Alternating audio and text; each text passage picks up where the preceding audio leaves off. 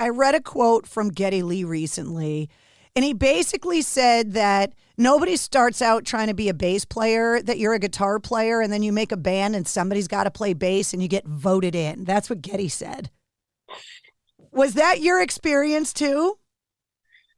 Yeah, absolutely. I was the one who, because of my father in the music industry, my mom, my whole life, I remember her grabbing me by my shoulder sometimes when she was upset about how to pay the bills or whatever. Please don't try to be a rock musician, whatever you do in life.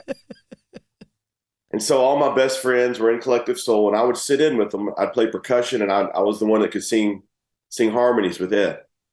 And really, the bass player just wasn't working out.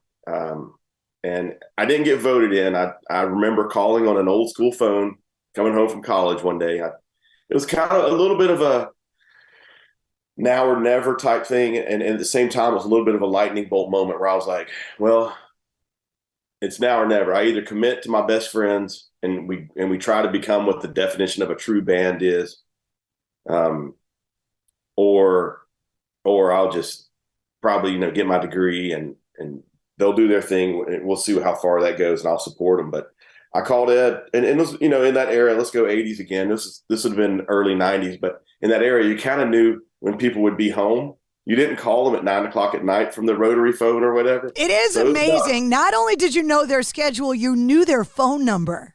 yeah, you could remember their phone numbers, no problem. So it was probably about 2:30 in the afternoon, and I called Ed, and yeah, in that same conversation, I remember him saying something like, "You sure you can play bass?" I was like, "I think I can play bass. I got all my best friends around me. I think I can play bass." And that was the same conversation, and I went and bought a bass that same week, and yeah, thank God my timing was right. It wasn't 4 or 5 months later we were signed to Atlantic Records.